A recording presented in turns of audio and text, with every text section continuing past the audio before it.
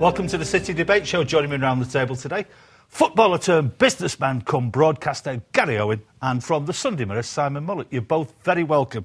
Gary, Mark Hughes described yesterday's performance at West Ham as good an away performance as he's seen from the Blues, including Liverpool. Was he right? In his opinion, yes. In my opinion, no. I think we were far more compact and made it far more difficult for Liverpool to beat us than we did at West Ham. And in my opinion, I felt that on the strength of play, probably West Ham deserved to win the game. I thought he deserved to win it. What was your thoughts, Simon? I have to agree with Gary. I thought it was a pretty poor performance. I mean, Mark Hughes came out before Christmas and said that he should be judged on results and performances in the second half of the season, and that was, another pretty poor display, in my opinion. Now, we have a mutual friend, don't we, Fred Eyre, who we rate very highly. Now, Fred, as you know, covers City's away games for the radio. Mm-hmm. We're now into March. He's missed one away game, which happened to be Sunderland. So, as a consequence, Gary, so far he's not seen a single away win in the Premier League this season. That's not bad. That's abject, isn't it, really? Well, that's where it's going wrong, because obviously the proof is in the pudding. The one he misses, we win. So maybe it's Fred's fault. It's Fred's fault, yeah. But yeah, Fred's as good a judge as anybody. He's been in the game long enough, and there's nothing wrong with his eyes as far as I can see, and he sees that what everybody else has done, and it has been very poor, and which puts pressure when you're not winning goals away from home. It puts a lot of pressure on the defence, because they've got to keep a clean sheet, because we're not scoring at Stoke, we didn't score at Portsmouth, didn't score at West Ham, so it means you have to keep a clean sheet to get anything from it, and which equally puts more importance on winning our home games. So all of a sudden now the next home games becomes a must-win game. The thing is, to me, though, Simon, is it puts a little bit of a question mark against the character of the team, because we've seen at home they've got players who are capable of getting you from 2-0 to 4-0, but I'm not totally convinced yet we've got players who'll get you from 1 down to 1-0. Well, I think that's part of the problem. I mean, if you look at some of the results away from home this season, City have lost to 4 of the teams in the bottom 5, teams who are scrapping for their lives, and City don't seem to show the same kind of appetite for the fight when they're away from Eastlands. Now, Gary, you had a bit of character when you played, a little bit of tenacity, as Ken Barnes always describes it. When you look at that City side, do you see that element of character missing?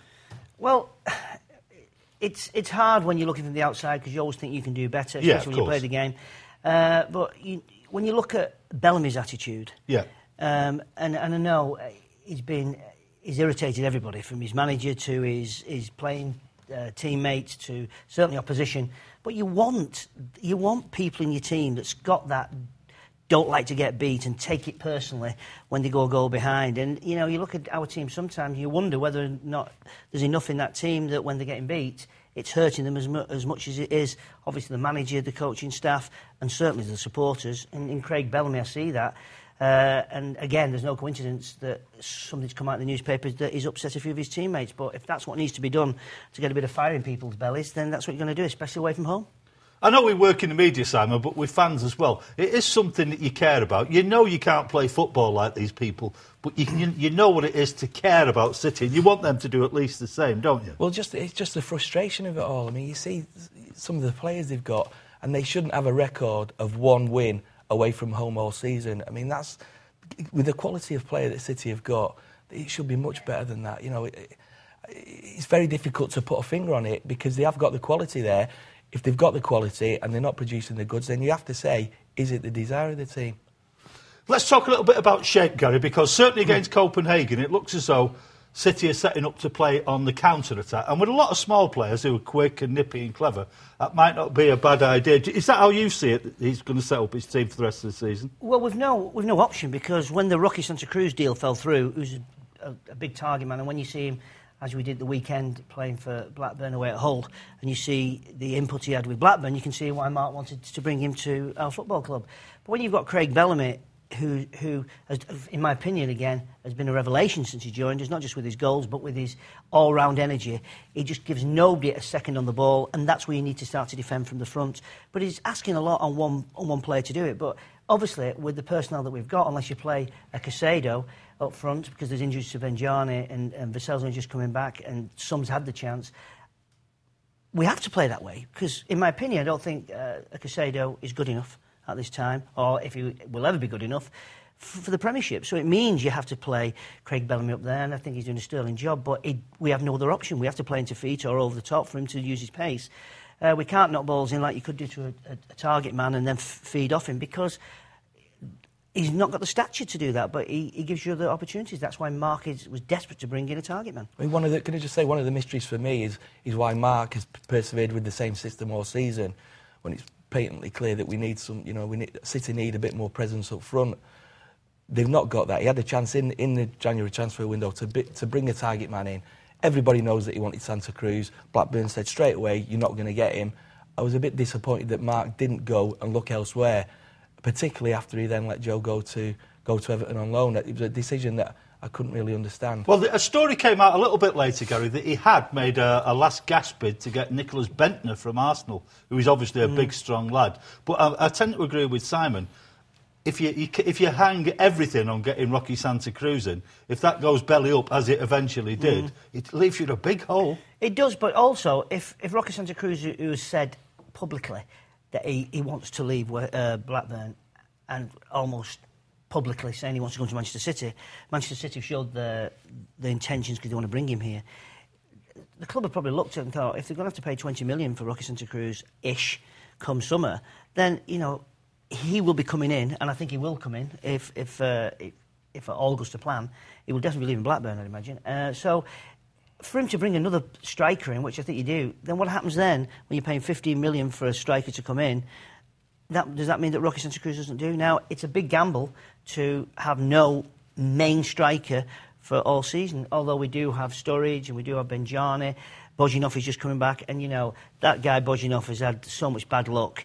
He's had more bad luck for 10 lifetimes, never mind one, and I just hope that he can come in and he gets a chance and shows what he did at the start of the season, scoring a few goals. Well, Bojinov, we haven't seen enough of him to make a judgment yet, Simon, but you hope that the early reports that what he looked capable of in his early days in Italy. But when he came on the other day, you're thinking, please I don't want to see an Achilles snap. But come back to something Gary said. Caicedo, I know he's young, I know he's still raw. Do you see anything in him so far that makes you think he's going to be a top striker? You see the odd flash of something there, but it's just not enough. Particularly as you think, he was a £5 million player. People say that he's only 20 years old, but he's still a £5 million player. And you think, what did Sven see that made him pay that money a year ago? And for me, there's just too little there to justify that kind of fee. I don't think he's good enough either at the moment. He may prove people wrong. He may get better as he gets older, but there's just not enough there for me. When you're nodding sage there, Gary, when you run the professional rule over him, do you think he comes up short of the mark then? Definitely. And I think that we need a striker. I mean, Daniel Sturridge, I hope that gets sorted out because I think he's an exceptional talent. But he does know these contracts are out up at the end of the season, so maybe his wage demands, I don't know. Maybe he's holding this up because he knows he'll be a free agent. But I'd like definitely to see Daniel Sturridge stay because I think he is an exceptional talent and will be. And plus the fact he's come through the academy, which we all love to see. But I think other strikers will have to make way because I don't feel they've had the chance and they've not taken it, or they're just not good enough. So I think Mark is trying to do it as quickly as he can, but you can't just offload wholesale and bring in wholesale. It just doesn't work that way. Be nice, though, if you're Mark Hughes, you're rather hoping that Bojinov gets himself fit and makes himself unleave-outable, really, can't you? Well, I mean, he had a fantastic reputation in Italy. I think he was the youngest player to play in the Italian league. We've only seen flashes of what he's capable of. I mean, everybody was excited when he scored that great goal in pre-season against AC Milan. It was just a tragedy that he then did his Achilles in when we played Villa first game of the season.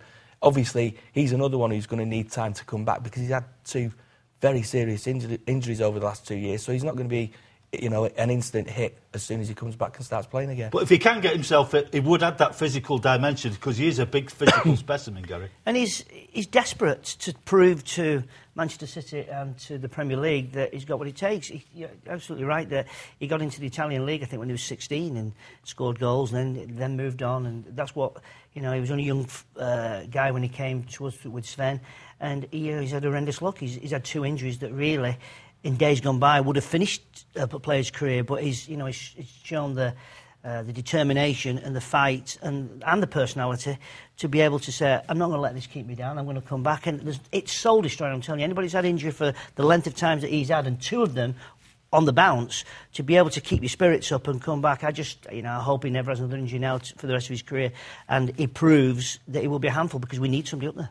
Right, as we come towards the end of the first part, let's just do like an early judgment on the new faces. Shay Given, definitely a hit, Simon? Without any shadow of a doubt. I think that's the most surprising thing, is that most of the players that Mark has brought in, you would have to say have been pretty good value for money.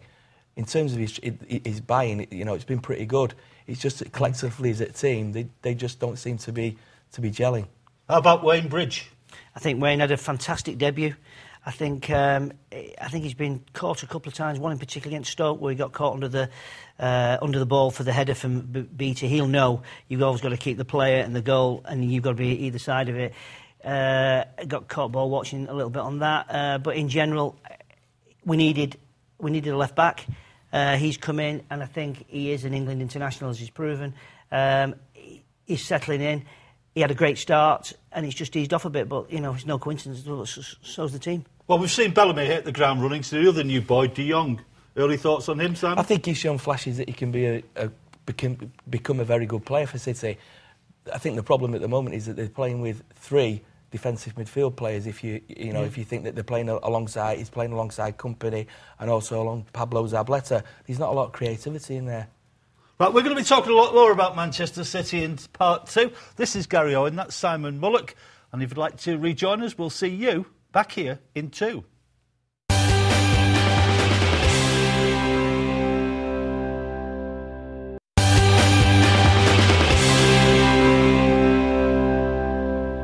City Debate Show round the table today. Simon Mullock, top football writer with the Sunday Mirror, and the one and only Gary Owen. Right, we talked about Mark Hughes' signings. I think it's generally accepted that his team won't be complete until he gets that big striker he's been looking for, Gary. Nevertheless, the clock is running. He will still be judged on the balance of this season. As a City watcher, what would you be looking for that would lead you to think, yep, we're heading in the right direction now? Well, obviously, Premiership away form and Premiership league position, because for most of the season we've been out of the top 10, we've crept into the top 10, but it's almost one step forward, 2 back, because as soon as we put a foot into the top 10 thinking you can go on, we play away from them, we get beat, and then we drop out again. So the way that Mark will be judged is this second half of the season with the players he's brought in, because all managers are judged by the players that they bring in, and certainly by the results, and that's what Mark said he wanted to be judged by. And when you look at the players that's in there now, apart from maybe a target man they'd like to bring in, he's got his team that he wants. He has got his team, but he's only had them 4 weeks, Simon. Of course. So yeah, you've got to give him a little bit of breathing space, you would think. They need time. Obviously, they need time to gel. But if you look at as I said before, if you look at the away record, they've performed poorly at teams really they should be expected to beat. They've got 3 big games towards the end of the season. Have to go to Stamford Bridge, have to go to Old Trafford, have to go to the Emirates. The way they're playing at the moment, you can't see them picking up any kind of results there. No, it's difficult. Right, let's talk about injuries, because as well as not ripping up trees at West Ham, there were injuries for Micah Richards, for Bellamy, a knee injury, which has been a problem for him in the past, and Robinho limped off as well. And again, an ankle problem which he had a little bit 2 or 3 games ago. Worrying? Of course it is, because Villa will be coming into town, and we normally, as we do against West Ham, they're probably teams that history has said that we normally beat. And Villa, I think Darius Vassell has scored most of his goals for Manchester City against Aston Villa. Every time he seems to play, he scores against his former side. But now, all of a sudden, as I've said, with our away form again and getting beat at West Ham, it puts a hell of a lot of pressure with us having to win it. And if you're going to have no Robinho, no Micah Richards and no Craig Bellamy against an in-form Aston Villa side, because Martin O'Neill has already said he's put all his eggs into one basket, showing in the UEFA Cup that he wants to try and get that Champions League, so they'll be all guns blazing. They will be all guns blazing, so let's think about how Mark Hughes compensates if all 3 are missing. In terms of Micah Richards, we're assuming Zabaleta just drops in at right back. His other 2 get a bit problematic. Bellamy, how would you replace Bellamy for Wednesday? I'd like to see, if Craig Bellamy doesn't make it, I'd like to see Mark go with two strikers up front. He made his mark at Blackburn, playing with 2 wide men, getting crosses into the box, 2 strikers. It's something that he's not tried at any point this season. Even when, for example, Caicedo came on against West Ham, Craig Bellamy was asked to go and operate as a winger. which then deprive the team of probably their best forward. So I would like to see, if Craig Bellamy doesn't make it, perhaps Bodjanov to come in to play, alongside Casiado. Might be a bit early to throw Bodjanov on from the start, wouldn't it, Gary? Yeah, because he's not played a lot of games, but, how do you get your fitness if you don't play? And what he needs is games, and he needs competitive games. Reserves is not the same as playing Premiership, and that's no disrespect. The pace of the Premiership is as high as any league in the world, so he needs to play. It might well be play him and let him run out of steam, then bring somebody on. But I'm in agreement. I think 4-4-2, as Mark Scholes played. Villa play 4-4-2. He'll be up front for them. Heskey and Agbonlahor. They'll play a strict 4-4-2. It might well be that we go 4-4-2 and ask our midfield players to go head to head with their midfield players. Our defenders to play as a back four, which they've always done, and have two strikers up there. One target man, as in Bodjanov, and have somebody else to play off him. But, why not? Well, we played the 4-5-1. You could even have Rubinho or Elano that's floating just behind whoever the striker is. But 4-4-2, why not? Because that's what Mark Scholes played. Why did you opt for Caicedo as the other one alongside Bodjanov? I think we need a presence up there. I think Casiado, regardless of his limitations, is the only guy that has got that presence that we can call on. Mark has used Darius Vassell in the past. He seemed to be a bit of a favourite a few months ago. But again, he always plays Vassell as a wide man rather than as a striker. Caicedo. Not for me. Not for you. Who would you go with then? I'd start Bodgy. I think he'd be raring at the bit to go. He's got a lot to prove, as I said earlier in the show. He wants to play, he wants to please people, he wants to show what he's worth. Let him run out of steam and then bring somebody else on if you need to. But the key to Premiership football is getting that first goal. Mark said it yesterday at West Ham. First goal was vital, and I've said it many times. It doesn't just change scorelines; it changes attitudes. Once you go a goal up, the opposition's attitude changes to how they play the game. I have to say, though, Simon, more I think about what you've just suggested, if he did decide to take a flyer on Bodjanov, yes, there is an element of a gamble in it, but there'd be such a buzz at Eastlands on Wednesday if he was in the starting line, wouldn't there? It would be gambling. It give the fans a real lift. As I say, he's got something to prove because he's just not had a chance to do it. Two really bad injuries. He's done fantastically well to come back for them. He will be really straining at the leash to give it a go from now until the end of the season. Well, I hope they go for that then. Right, so let's say Rubinho is missing. How would you replace him? Elano? Yeah, Elano. You've got to play Elano. If you're going to be playing Company in there, who's the holding? I mean, for me, I think Elano's a fantastic footballer. And this may sound a bit strange because he's not showing the form he showed last season, but I think that Elano has been trying too hard. I mean, the harder he tries, the worst performances he's putting in. I think if he settled down to play and knowing that... But I think he's trying to prove to Mark Hughes he should be in the side all the time, which is right, he should be doing. Nobody has an automatic position. But if Rubinho's out, Elano's got to play, because Elano is a playmaker. He's always likely to get your goal. I think he just needs to settle. I think he needs to just play his own game, play what he's good at. You've got a defensive midfield player, you've got wide players, and let him play his own game. Certainly, no Rubinho. For me, Elano's got to play. You need creativity. Well, I would go with that argument, Simon, because when he's on blob, he's a heck of a footballer. But when he came on against Copenhagen, it looked as though he was trying to break the world 5-minute record for misplaced passes, didn't Exactly. I think the key to Elano is getting him on the ball in the right positions, which City haven't done enough this season. For me, he's been too deep. Last season, when he had all his success, he was playing pushed really forward, just behind the front players. When he was getting the ball 40 yards from goal, that was when he can, you can weave your magic. The problem is he's picking the ball up off the centre-backs and he's trying to hit glory balls all the time. Sometimes they come off, sometimes they don't. But it's more of a gamble when you're picking the ball back there, getting further forward, getting him operating in areas where he can do teams damage. I do think, Gary, he's one of those players that you can't ask him to fill in and do jobs here, there and everywhere. He needs to be lead violin, doesn't he? Is that the nature of the beast? He needs to be the playmaker. Yeah. Even though Rubinho can create, he's creating it in their half. Elano, against Portsmouth when we won 6-0, he orchestrated the whole show from start to finish. He got it, he slowed it down, he drew people in, he played passes. One thing, he has got a great eye for a pass, but he's been trying to play that killer pass all the time because he wants to prove something. But I agree. But with Stephen Ireland on the side, Stephen Ireland's been the one that's bombing on. But I agree also that Kompany, if he's going to be the holding midfield player and you're at home, You want Stephen Allen bombing on, but you want Ilano getting in shooting range where he can leather one from 30, 40 yards, as we've seen him do and capable of doing, and get him round their box where he's going to be doing more danger than just linking play, which Company can do quite easily. Oh, do you know what? I was feeling a bit down in the dumps after the West Ham performance. I can't wait for Wednesday now. Listen, as we come to the end, when you are the richest club in the world, every paper likes to run a story about you. So, Simon, let me ask you as our media man. On Saturday, quite a few of the papers went with the notion of offloading Robinho either for John Terry or possibly to finance a move, if you need to finance a move, for Frank Ribery. Well, I know for a fact that City was certainly interested in Ribery in January. I think Uli Ernest came out at the time and said, well, if Kaka's worth £100 million, so is Frank Ribery. Whether they will follow that interest up in the summer, possibly. He's a great player. He's also a proven player. He's a player that I think you will get performances out of away from home, away, yeah, as well as at home. I think that Ribery could be a target again in the summer.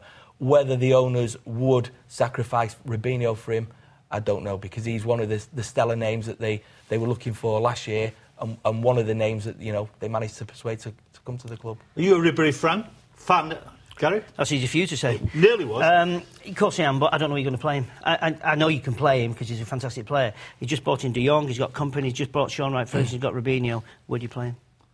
What about this idea of offloading Robinho, though, in the summer? You can't do it. It takes your lifetime to attract somebody like that to our football club in the situation that we've been in and not won anything for God knows how many years. So to let him go is unacceptable. And for me, he's a fantastic player.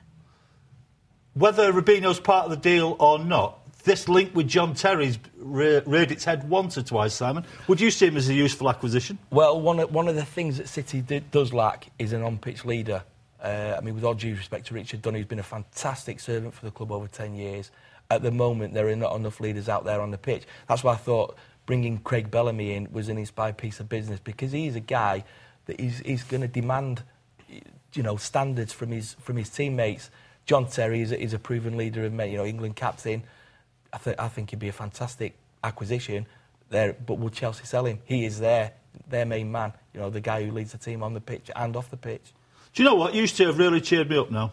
I really do. I'm looking forward to Wednesday. I was a bit down in the dumps, so I would say, gentlemen, thank you. This has been the one and only Gary Owen. That's Simon Mullock, who's top football writer with the Sunday Mirror. It's going to be interesting, isn't it, Wednesday? These chaps reckon me may just start with bodging off up front. Bit of a gamble. Hey, we're City fans. We like gambles. See you same time next time, City Debate Show.